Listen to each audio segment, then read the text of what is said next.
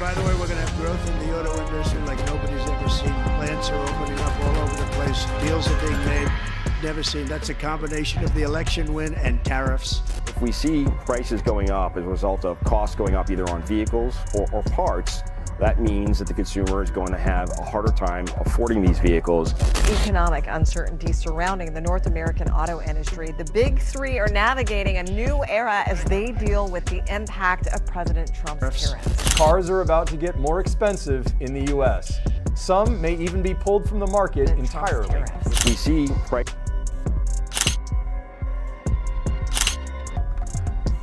Five of America's biggest car makers are retreating from home turf, battered by the same tariffs that were supposed to shield them.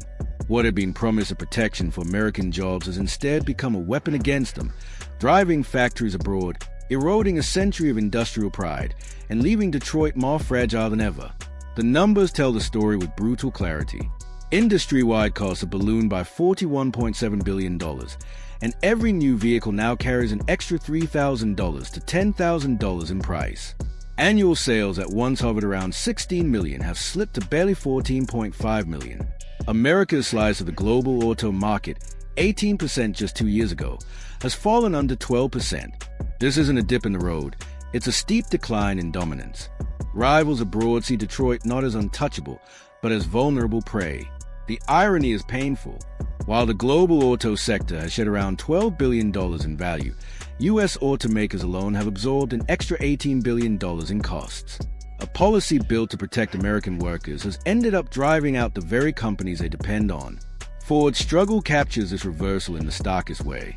Once the very symbol of the American dream, the Model T, the assembly line, affordable cars for every family, Ford is now fighting just to survive.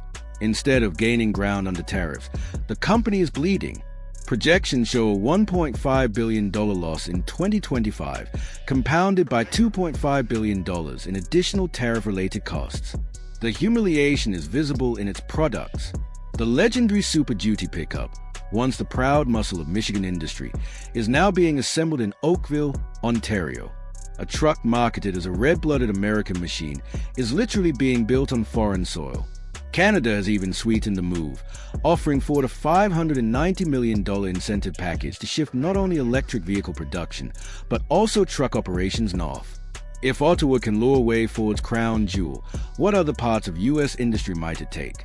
This exodus isn't random. Tariffs on steel and aluminum have inflated the price of every bolt and beam. At the same time, domestic labor unrest has made long-term planning in the U.S. unpredictable. For Ford, survival has meant choosing stability, even if that stability is found outside America. And if Ford, the most iconic of them all, is leaving, what chance do the others really have? GM and Chevrolet provide the answer, and it's grim. Once pillars of U.S. manufacturing, they now face the harsh necessity of shuttered plants and mass relocations.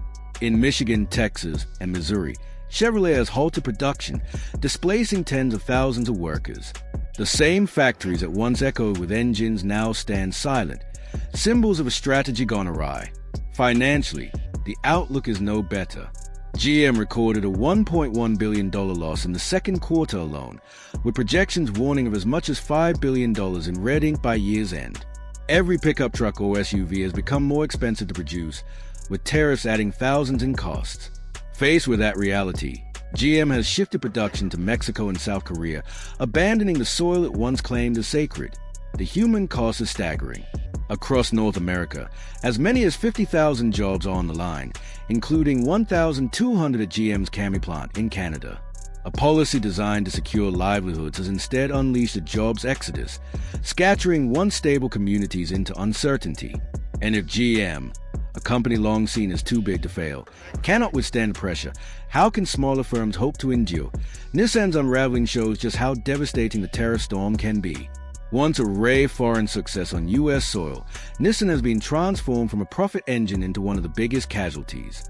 In a single year, it slashed 20% of its American production capacity, suffering a $4.5 billion net loss. Quarterly profits collapsed by 94%, leaving executives scrambling to explain how a brand that once thrived could collapse so fast. The fallout for workers has been catastrophic. More than 25,000 jobs have been disrupted, including 20,000 outright cuts. 7 plants in the U.S. have gone dark. Even the Rogue SUV, once a reliable bestseller, saw production shrink by 13,000 units in just 3 months. Each closure represents not just a statistic, but a family without income, a town stripped of its economic anchor, a community left hollow. Nissan's weakness lies in its supply chain. With only 40 to 50% of its parts sourced domestically, nearly half still came from Japan, South Korea, and Mexico.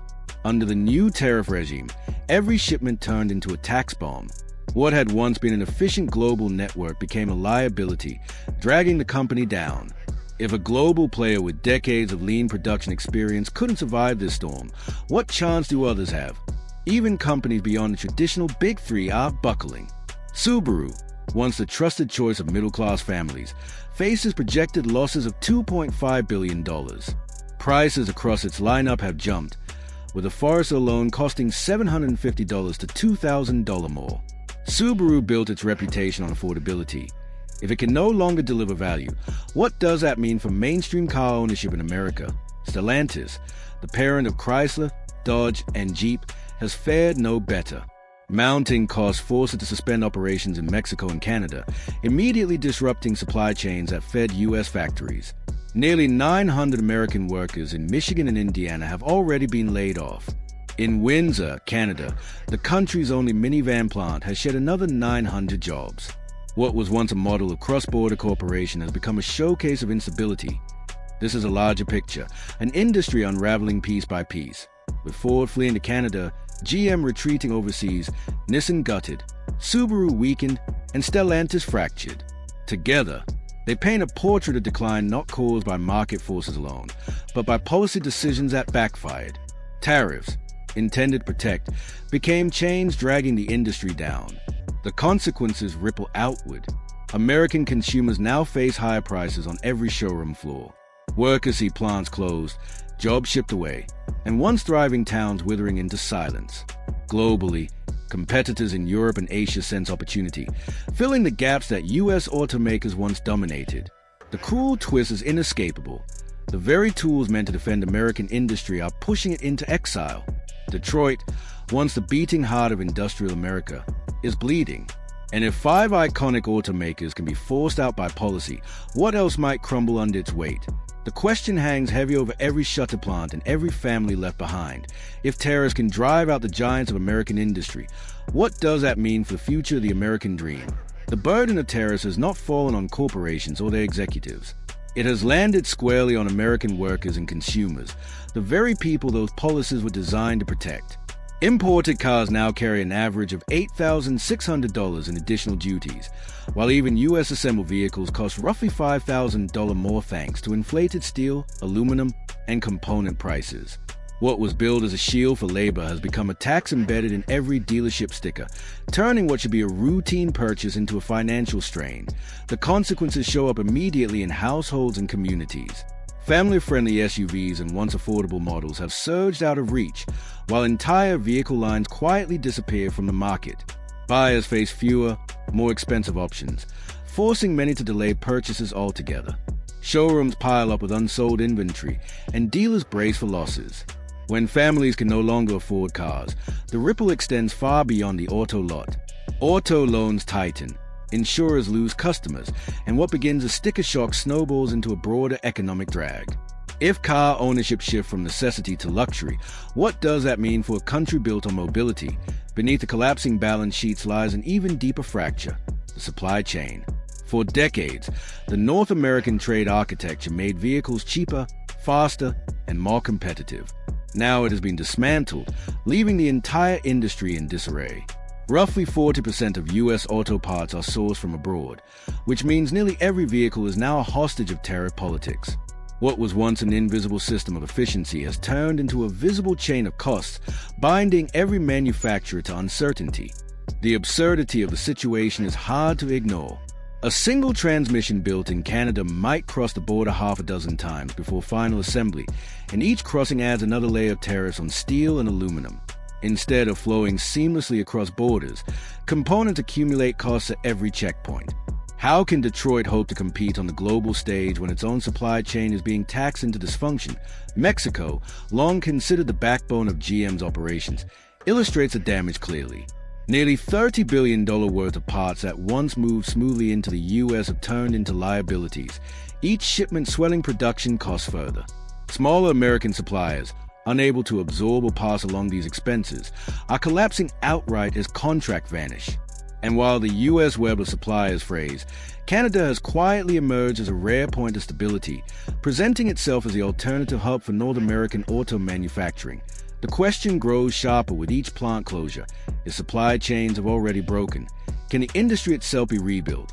Or are we witnessing the end of the integrated auto era that defined North America for decades? The story circles back to a more unsettling truth. If even Detroit, the cradle of American car making, can buckle under the weight of protectionism, what does that say about the policy itself? Experts have been blunt. This is one of the clearest examples of strategy backfiring. A policy meant to safeguard workers has instead dismantled the very foundations of their livelihood.